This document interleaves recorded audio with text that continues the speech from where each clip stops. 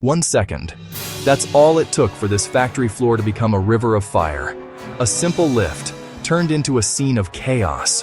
What caused this molten explosion shocked everyone, and it could happen anywhere. This is the moment everything went wrong.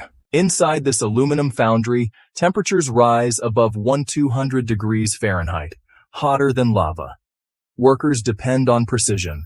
Every movement, every hook, every signal has to be perfect.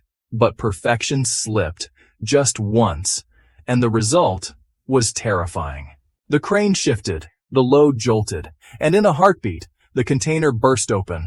A flood of molten aluminum exploded outward, covering the floor in seconds.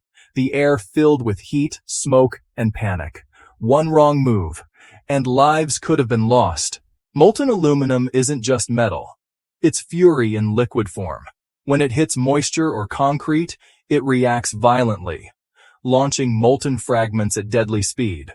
One splash can burn through protective gear in seconds. You don't get a second chance when dealing with something this hot.